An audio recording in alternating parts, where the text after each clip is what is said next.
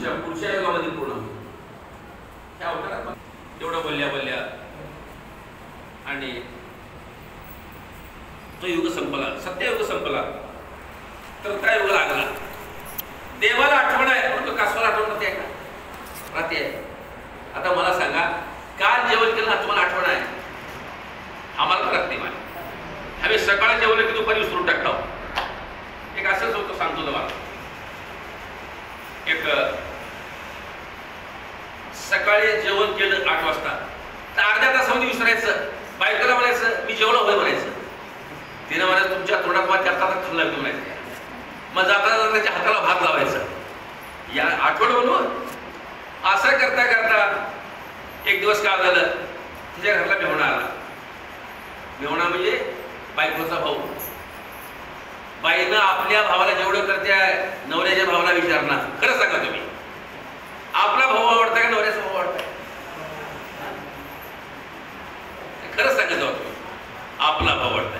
मग आपला भाऊ आला म्हणून आपल्या पतीला म्हटली आणि जाऊन थोडं काहीतरी घेऊन या.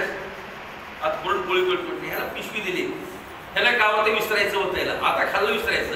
एक चिठ्ठी दिली, सांगाम्या होतो ग याको मध्याना.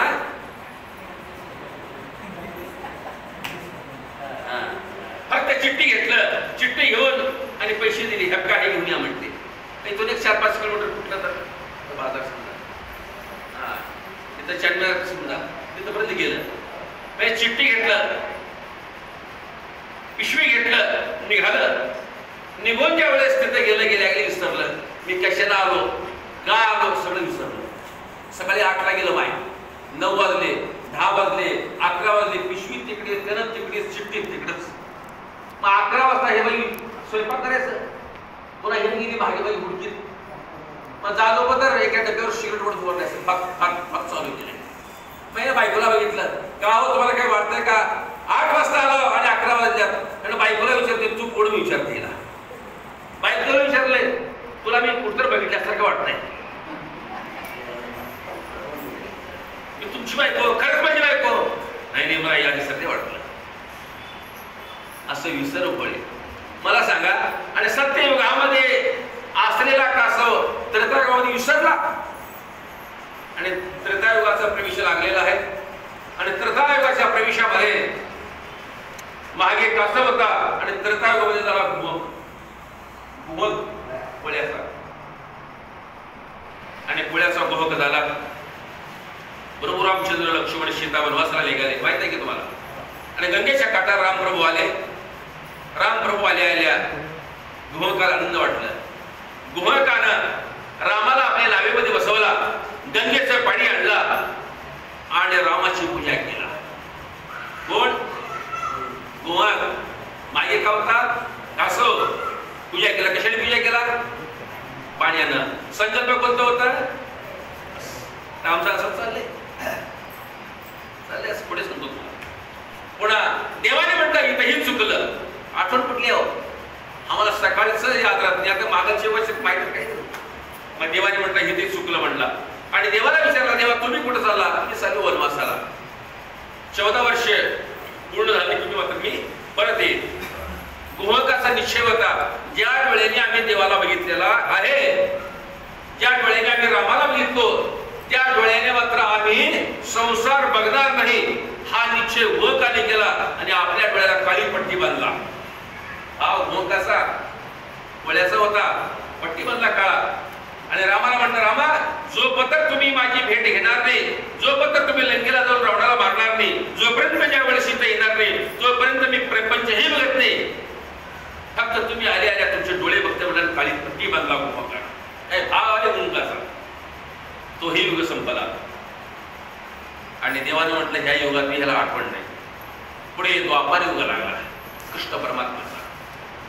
आणि कृष्ण परमात्माच्या युगामध्ये जो असलेला गोहक सुदामा ब्राह्मण झाला. सुदामा ब्राह्मण झाला.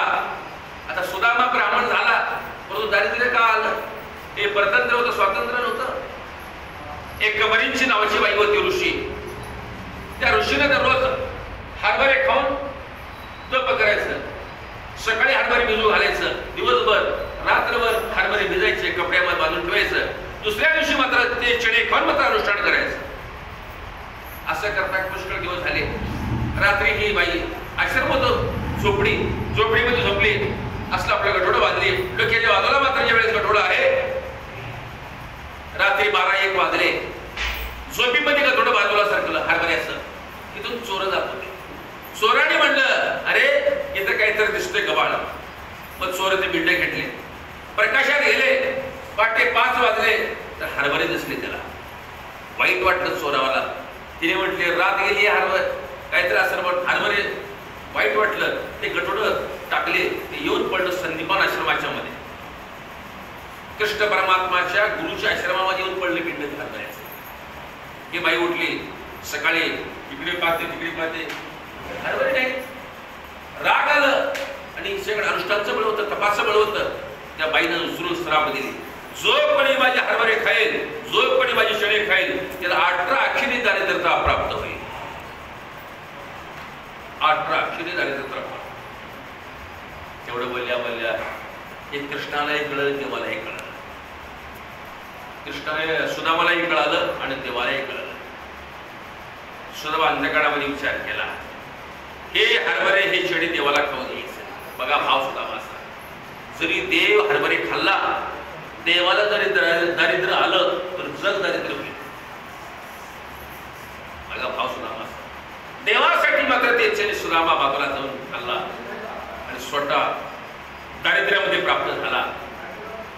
देव राजवाड्यामध्ये राहत असताना माहिती आहे, सुदामा मुठभर पोहे घेऊन आला देवाच्या भेटीसाठी. पोहे बाजूला ठेवलं, अंगावरचे कपडे देवाने काढलं आणि सुदामाला मात्र वरे आसनावर बसवलं. सुदामाचा अभिषेक भगवंताने करू लागला. करत असताना देवाच्या डोळ्यावर अश्रूच्या धारा चालू झाल्या, स्वतः भगवंताच्या. देव रडतात, खळ खळ खळ. परमात्मा कृष्ण परमात्मा रडतो. त्यानं म्हटला, 3 युगापासून त्याला अभिषेक करतो, निश्चित केला, परंतु तो होत नाही. त्याचं मनोगत मात्र मी पूर्ण करतो. माझा अभिषेक करतो म्हणून संकल्प सुदामाचा होता, परंतु आज मी संकल्प मी पूर्ण करतो की सुदामाचा अभिषेक माझ्या डोळ्यावाटे आलेले अश्रू मात्र मी पूर्ण करतो, हे देव म्हणतात. खळखळ देव रडतात. पाणी पडू लागलं डोळ्यातलं. पुन्हा देव रडतात आणि सुदामा देवाला म्हणतात, करे हा रोते आहे. पुन्हा देव रडतात. पुन्हा देव दुःख वाटतं देवाला, माझ्यासाठी एवढं कष्ट सुदामा तू घेतला. काय एवढं कष्ट सुदामाला? अन्न भेटलं नाही, पाणी भेटलं नाही. लेकरावाला ज्यावेळेस पोट बांधून लेकरावाला पाणी पाजवून ज्यावेळेस सुदामाची पत्नी झोपली, एवढं कष्ट आहे माझ्या. आम्हाला सोचते तेवढं, एवढं कष्ट. तरी भक्ती सोडला सुदामा आणि देव रडता, सुदामा खरं सांगा देवा, मागाच्या सत्ययुगामध्ये तू कसं होतास, निश्चय करतास की डोळ्यावाटी अश्रूच्या धारा काढेल, तोही पूर्ण झाले. त्रेतायुगामध्ये भोग झालास, तरी पाणीने अभिषेक केलास, तरी तुझं मनोगत मी पूर्ण करतो. सुदामा खरं सांग म्हटलं, हे तुला जे दारिद्र्य प्राप्त झालेलं आहे ना, ते स्वतंत्र आणि ते परतंत्र आहे. ते तुझ्यासाठी नाही, माझ्यासाठी तो दारिद्र्य खरा भक्त तुला वाटतो. सुदामासाठी जगा ठिकाणी भक्ती होती. म्हणून तशी भक्ती करणाऱ्या पशी मात्र देवा काय आमची भक्ती आहे. देव ऐका, देवाने आम्ही भक्ती केल्याच्या नंतर देवाने काहीच कधी कुणाचं ठेवून घेत नाही.